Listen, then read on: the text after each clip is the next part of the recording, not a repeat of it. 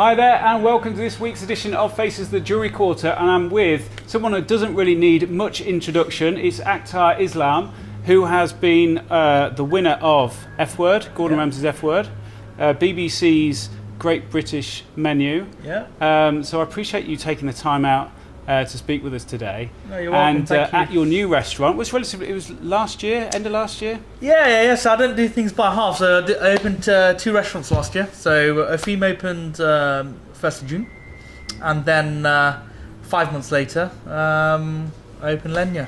Just right across the road. Yeah, and we're on Summer Row. that's right. For those that haven't actually been to Opheem just yet, it's on Summer Row where Meet used to be, and you've pretty much taken over the whole place. That's right. Well, we have taken over the entire building. So, Yeah. and what you're seeing at the moment is the first and the second the first stage. phase, right? Yeah, and you've pretty much revamped it from scratch.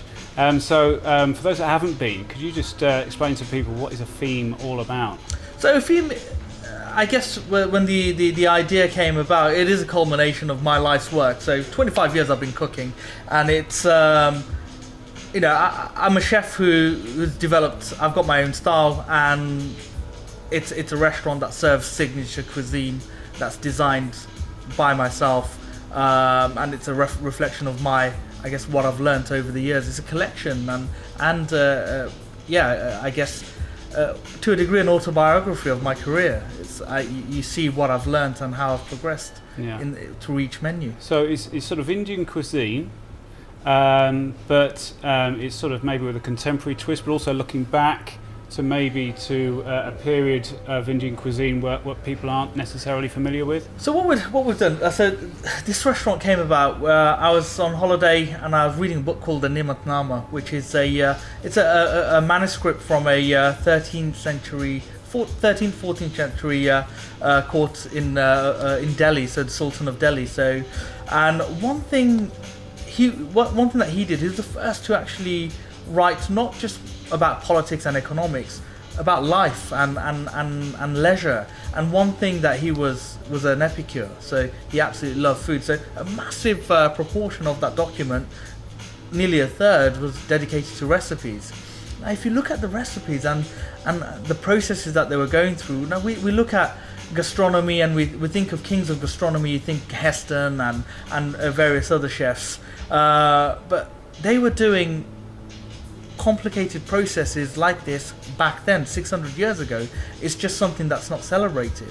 So for me, it was a case of look at the level of progression that Indian food was going through at that period. So not only were they chefs were coming in from all over, from the Middle East, from Persia, so on and so forth, and working in India, but we were starting to get ingredients from all over other parts of the world. So, for example, a couple hundred years later, we had the introduction of potato, chili, tomato to the Indian subcontinent. So, loads of new ingredients were coming in, so loads of new influences, and they were just being really experimental with it. And they essentially were the forefathers of Indian cuisine as we know it today. So my question has always been, what happened to that progressive attitude?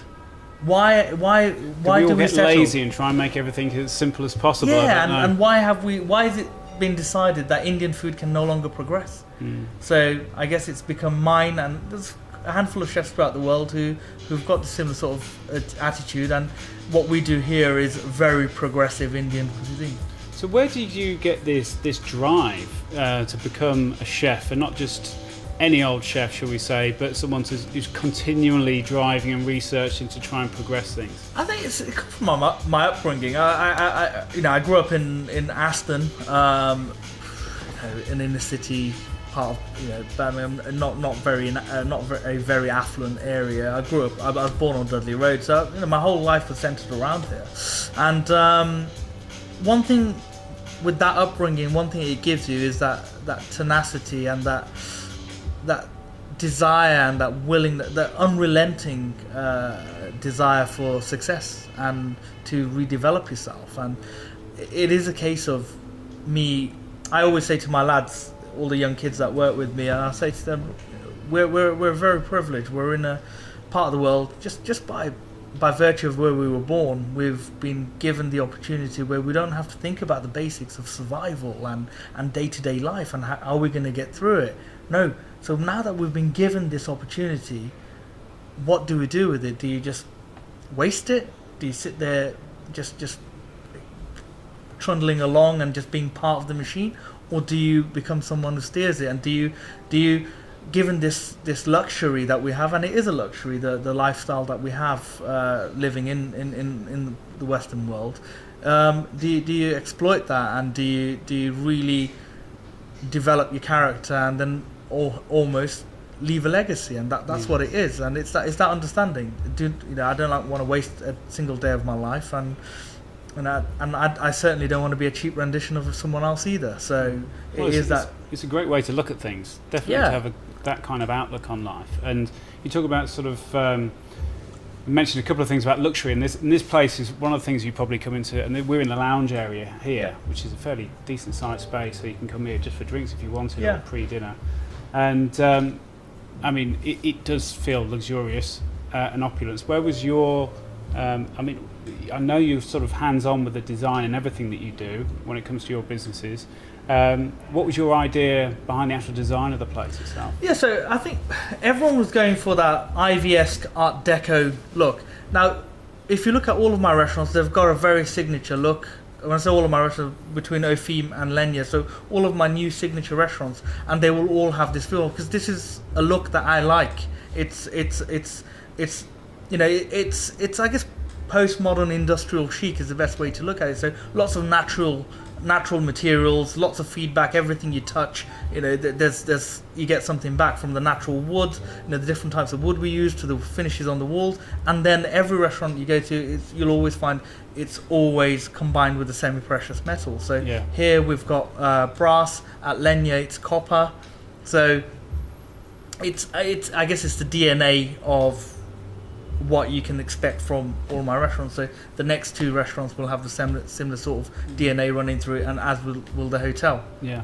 Now, people will probably, see this place, understand the sort of high level quality of your food and what have you, and they'll probably think, right, okay, well, I'm not going to be able to afford to buy there. But I did read somewhere that actually this is one of the best places to come for lunch. I think, do you do a lunch menu for, is it 3 courses? 3 courses, so 3 courses £25, 2 courses 20. Next door we do 3 courses for 20, 2 courses for 17.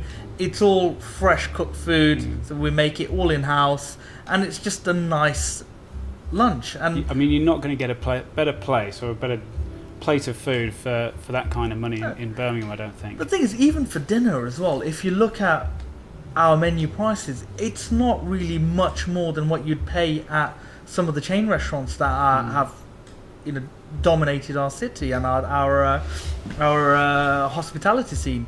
It's actually very cost effective. If you look at it, it's food that's actually cooked for you using the best ingredients money can buy, and in an environment that's beautiful and comfortable. Yeah, I think people are more likely to eat out more and more nowadays. I think people do take for granted, if they go to the sort of the big chains and all the rest of it, it's just another meal out. But if they do eat here, they're definitely going to remember it. But the thing is, these chains are expensive. Yeah. They're not cheap, and that's where people go wrong. They think independents are more expensive. Well, actually, value for money wise, when you take into consideration quality and effort that's put in, the independent will always come out on top, because every chain restaurant relies on factory produced food, which is then reheated and just put onto a plate for you. And I heard the sort of level of detail that you go into food. You grind your own spices, make your own, or do your own pickling, is that right? We toast, grind, we do everything ourselves. I mean, we've just actually dragged you out of the kitchen pretty much to do this interview, so you're still very hands-on, even though you're setting up 2 businesses and all the rest of it. So, I'm a chef. I'm an entrepreneur, yes, and I'm an investor in this city, but ultimately, when it comes down to it, my DNA and who I am, I'm a chef. I cook, and that's what I do for a living. That's where you feel at home in the kitchen. Yeah, that's what I do every day, and long may it continue. And also, you let slip the amount of money that you put into, is it the bolognese sauce in there with the Barolo? Yeah, so £60 bottle of Baroni you're putting in the sauce. I've got a very firm belief: if it's not good enough to eat or drink, it doesn't go into anything any component of in my restaurant. So yeah, even down to the wine. So the oils that we use, always the best quality. Even down to the wine that we use for cooking is always wine that I will happily sit there and drink myself, and that's how it should be. If it's flavored water, then your end product, I always say to my chefs, and it's very simple, and everyone who asks me, like, how do you do what you do, or how can I make things better for myself, or how can I make my food better? Start off with the best ingredients, and the ingredients will do the work for you. And that's what I say to my chefs. I said, look, we don't do anything special. It's the ingredients. So look after the ingredients, treat them with care and respect, and they'll pay you back in dividends, and it does. And obviously, you mentioned you're a Birmingham boy, and your businesses, and I know you've worked in and been involved in other restaurants in the Jewellery Quarter, and you set up these two places in the Jewellery Quarter. What is it about the Jewellery Quarter that has sort of attracted you here in the first place? Not only kept you here, but inspired you to actually invest further in getting another restaurant and potentially other things down the line?